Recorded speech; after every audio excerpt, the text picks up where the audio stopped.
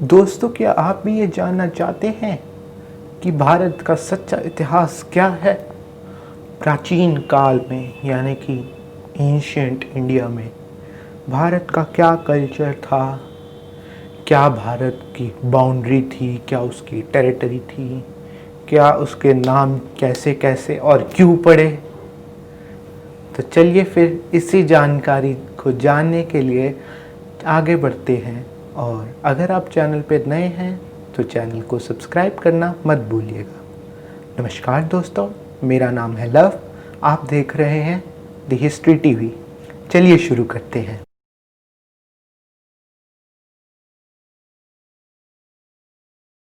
दोस्तों, भारत जैसा कि हम जानते हैं, हमारे ग्रंथों में पढ़ाया जाता है और हमारे आसपास सभी लोग बातें करते हैं कि भारत एक बहुत ही महान, समृद्ध और बहुत बड़ी, या कहें दुनिया की सबसे बड़ी, उस वक्त दुनिया की सबसे बड़ी सिविलाइजेशन थी। दोस्तों, बिल्कुल सही कहते हैं। ये सिर्फ भारत के लोग ही नहीं कहते, जितने ट्रैवलर्स जैसे कि ह्यून त्सांग, आपने बहुत मशहूर ट्रैवलर थे चाइनीज़, उन्होंने भी जिक्र किया कि भारत जैसी सिविलाइजेशन पूरी दुनिया में कहीं नहीं है। तो क्या भारत वहाँ से इतने अर्श पे था तो इतना नीचे कैसे हो गया? इसके बारे में हम बाद में बात करेंगे। सबसे पहले भारत के नाम पे बात करते हैं। जैसे कि हम कहते हैं भारत, अब भारत नाम क्यों पड़ा, इस पे दो विचार हैं, दो नहीं कई विचार हैं। एक तो है जो हमारे चार वेद हैं, ऋग्वेद, सामवेद, यजुर्वेद और अथर्ववेद। उसमें जो ऋग्वेद है उसमें भारत शब्द का उपयोग किया गया है।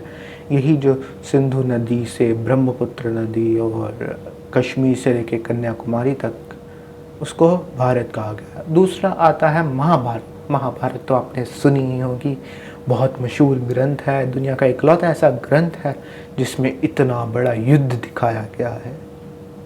तो उसमें कहते हैं कि जो महाराज भरत थे, शकुंतला देवी जी और महाराज दुष्यंत के पुत्र जिनका नाम भरत था, उन्होंने भारत की सीमा इतनी बढ़ा दी थी। मतलब ये जो हम कश्मीर से कन्याकुमारी, सिंधु यानी कि इंडस से लेके ब्रह्मपुत्र कहते हैं, ये भारत है, इससे भी बहुत बड़ा हमारा भारत हुआ करता था। तो उन्होंने भारत की सीमा को इतना ज़्यादा बढ़ा दिया था कि कहो कि एक हिसाब से पूरी दुनिया में उनका आधिपत्य स्थापित हो गया था। तो फिर इसलिए तब लोग इस भूमि को भारत के नाम से जानने लगे। मतलब भारत, महाराज भरत के नाम से इसको भारत कह दिया गया। हालांकि कुछ लोग ये भी कहते हैं कि इससे पहले भी तो कई भारत हुए, पर दैट्स अ कंट्रोवर्शियल टर्म। फिर भी जितना मुझे अध्ययन किया है, उससे जो मुझे ज्ञान प्राप्त हुआ है, उसके अनुसार ये दो विचार मेन मुद्दे पे बनते हैं। अब दूसरा नाम है आर्यवर्त।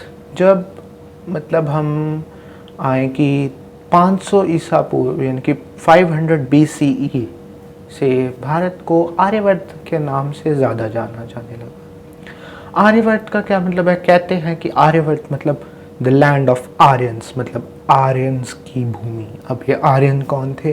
Question mark. हमारे जो बड़े बड़े विद्वान जो अपने आप को कहते हैं, वो कहते हैं कि आर्यन मतलब जो लोग सेंट्रल एशिया से आए थे। अब सेंट्रल एशिया में आज के रशिया आ जाता है, रशिया का कुछ हिस्सा, तजाकिस्तान, उज़्बेकिस्तान, किर्गिस्तान, तुर्कमेनिस्तान, यहाँ से आए हैं। पर दोस्तों, अभी फ़िलहाल में हुए जो अध्ययन है, जो बड़े बड़े वैज्ञानिकों ने किए हैं, उसमें जो सेंट्रल एशिया में अभी भी जितने लोग रहते हैं और जो भारत के लोग हैं, उनका उन्होंने DNA मैच करने की कोशिश की। कहीं ना कहीं एक बहुत 0.1% मैच करता ही है, जो हम सब भारतीयों का मैच करता है। तो देखा तो हैरान हुए। क्यों हैरान हुए? उनका DNA भारतीयों के DNA से बिल्कुल मेल नहीं खाता था। तो हम ये कैसे कह सकते हैं कि जो भारत के लोग हैं वो सेंट्रल एशिया से हैं? फिर ये जो मेन थ्योरी है ना, ये अंग्रेज़ों ने अपनाई थी, भारत में फूट डालो और राज करो की राजनीति जो आज भी इस्तेमाल होती है। उस पर क्या कहते थे कि ये जो आर्यन है ना, आर्य लोग, ये आए सेंट्रल एशिया से आए और जो यहाँ मेन कम्युनिटी रहती थी जिनको वो द्रविड़ कहते हैं, मतलब साउथ इंडियंस, उनको मार मार के भगा दिया यहाँ से। पूरी तरफ फूट डालने वाली कहानी। कहते थे कि द्रविड़ों को जो है, मतलब साउथ इंडियंस, उनको ज्ञान तो बहुत है पर उन्हें शस्त्र चलाना नहीं आता, और इनको जो सेंट्रल एशिया से आए लोग, आर्यंस जिन्हें कहते हैं, उनको ज्ञान इतना ज़्यादा नहीं था पर शस्त्र चलाने में बहुत अच्छे थे। तो क्या कहते हैं, उनको वहाँ तक ले गए जहाँ तक जो उपजाऊ भूमि थी ख़त्म होती थी, वहाँ के बाद उनको छोड़ दिया, मतलब प्लेट में। बहुत ही गलत थ्योरी है दोस्तों, कभी मत इस पे जाइएगा। ये सब वही अंग्रेज़ों का किया धरा, सब झूठ बोल रहे हैं, एकदम झूठ। अगर द्रविड़ हैं जो, मतलब हम कहते हैं साउथ इंडियंस, उनके लैंग्वेज हम कहते हैं द्रविडियन, मतलब तमिल कहते हैं, ठीक है, मानते हैं, ठीक है। अब जो आर्यन है उनकी हम लैंग्वेज कहते हैं संस्कृत। अब कहीं कितने ज़्यादा ऐसे ग्रंथ हैं, यहाँ तक कि वेद भी हैं, उनमें भी कहीं तमिल और द्रविडियन जो भाषा है उससे लिए गए शब्द संस्कृत में लिखे हैं वेद, उसमें डाले। तो क्या इन दोनों में फूट थी? नहीं, ये अलग कभी थे ही नहीं। जो आर्यन है वो हिंदी, संस्कृत के मेन शब्द आर्य से निकला है। आर्य का मतलब होता है जो मनुष्य अच्छा हो, जो धर्म के रास्ते पर चले। धर्म मतलब अच्छे काम करे, जितना दुनिया का अच्छा है वो सब वो करे, उसको संपूर्ण ज्ञान हो, उसे आर्य कहते हैं, ना कि सेंट्रल एशिया से आए लोग। बिल्कुल गलत। और जितने, जैसे साउथ इंडिया में बहुत ही मशहूर लिटरेचर, उसका नाम है संगम लिटरेचर, संगम ग्रंथ कहते हैं उसे। उसमें भी कहीं संस्कृत के शब्द यूज़ किए गए, जबकि वो तमिल और द्रविडियन में लिखा गया। तो इतनी ज़्यादा यूनिटी हो नहीं सकती। अगर किसी को उसकी ज़मीन से उखाड़ा जाए तो वो अपने दुश्मनों के शब्द, दुश्मनों की भाषा के शब्द क्यों इस्तेमाल करेगा? ज़रा विचार कीजिए और आपकी राय क्या नीचे कमेंट सेक्शन में मुझे बताइए। तो ये आर्यवर्त होता है अच्छे लोगों की भूमि, आर्यवर्त, अच्छे लोगों की, आर्यों की भूमि, आर्यवर्त, ठीक है। अब भारत के नाम तो बहुत हैं पर जितने हमें गिने चुने आते हैं उसे बताते हैं। अब अगला जो नाम आता है वो है हिंदुस्तान। कहते हैं कि जो हिंदुस्तान नाम है वो हमें पर्शियन यानी कि फारसी लोग, यानी कि तब जो फारसी थे ना, पारसी कह सकते हो आप उन्हें, मेन उन्हें फारसी कहते हैं क्योंकि वो फारस से आए लोग थे। मतलब फारस मतलब आज का ईरान, वो थे ज़ोरेस्ट्रियनिज़्म को मानने वाले, मतलब जितने पारसी है ना वो।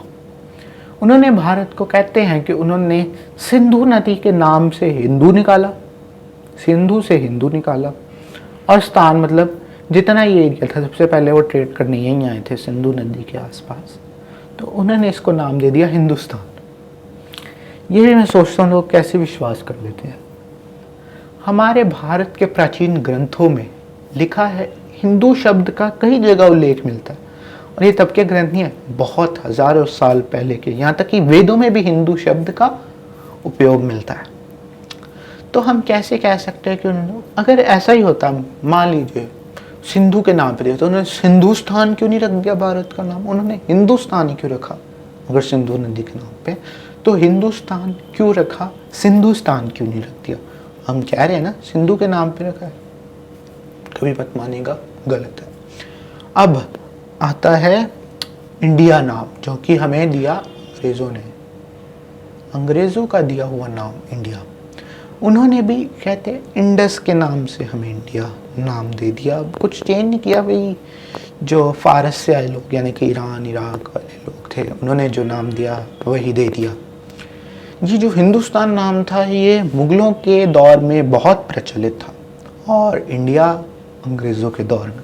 बाकी आर्यवर्त और भारत जो थे वो पुरातन काल का इतिहास और जो मध्यकालीन का शुरुआती इतिहास है उसमें ज़्यादा प्रचलित थे। उसके बाद ये नाम ज़्यादा ज़ुबान पे नहीं आए लोगों के।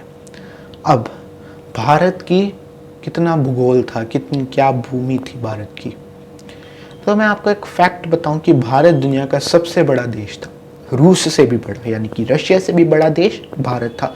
और भारत इकलौता ऐसा देश है जिसके सबसे ज़्यादा टुकड़े हुए, एक समय पे नहीं हुए, अलग अलग समयों पे भारत के अलग अलग टुकड़े हुए।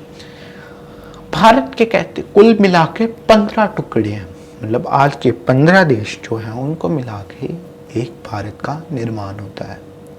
अब इन देशों में मैं सारे देशों के तो नाम लूँगा नहीं, कुछ इन देशों के नाम बता देता हूँ, अपने दिमाग में थोड़ा सोच लीजिएगा वो कहाँ कहाँ कैसे स्ट्रक्चर बनता है। सबसे पहले कुछ हिस्सा इराक का, कुछ पूरा इराक नहीं, कुछ हिस्सा इराक का, उसके बाद ईरान, उसके बाद अफ़गानिस्तान, उसके बाद पाकिस्तान तो आप जानते ही हैं, उसके बाद भारत तो भारत है, उसके बाद नेपाल, उसके बाद तिब्बत, पूरा चीन है तिब्बत, उसके बाद भूटान, उसके बाद बांग्लादेश, उसके बाद म्यांमार, उसके बाद फिलीपींस, कंबोडिया, थाईलैंड और भी बहुत Papua new Guinea, Cambodia, Vietnam, मतलब 15 ऐसे देश हैं बने जिनको मिला के भारत बनता है, और श्रीलंका भी उसमें से एक था।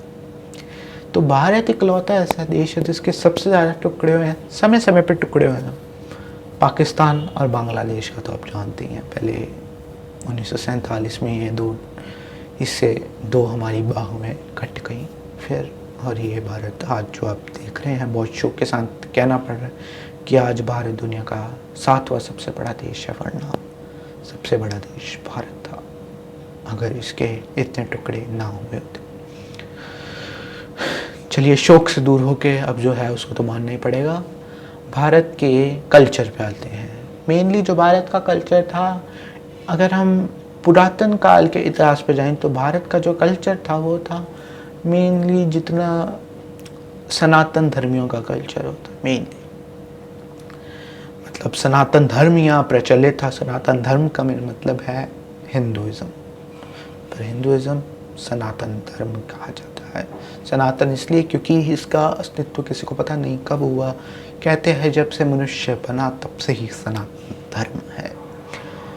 पर देखते हैं, इस पर भी मैं कुछ ज़्यादा बात नहीं करूँगा। सनातन धर्मियों का जो मेन कल्चर था वही प्रचलित था। जो नॉर्थ इंडिया था, यानी कि मेनली मध्य प्रदेश तक, वहाँ संस्कृत का उपयोग होता था। और बीच में ऐसा नहीं कि पूरे संस्कृत थी, बीच में द्रविड़ियन, तमिल और कुछ कुछ रीजनल भाषाएं भी उपयोग में आती थी। अब जो साउथ इंडिया था, यानी कि दक्षिण भारत, उसमें मेनली जो थे द्रविड़ियन और तमिल भाषा का उपयोग होता था। द्रविड़ियन अब इतनी पॉपुलर नहीं है, फिर भी जिनकी ज़ुबानी है वो बोलते हैं, वैसे ही संस्कृत है। पर ये नहीं कि दक्षिण भारत में अकेले द्रविड़ियन ही थी, दक्षिण भारत में अकेले द्रविड़ियन ना होकर संस्कृत भाषा का भी अच्छा खासा हमें उपयोग मिलता है। तो ये है भारत का, मैंने कवर कर दिया आपका कल्चर, कर दिया रिलीजन, भूगोल यानी कि ज्योग्राफी और एक्सटेंट ऑफ इट्स बाउंड्री, और भारत के अलग अलग नाम।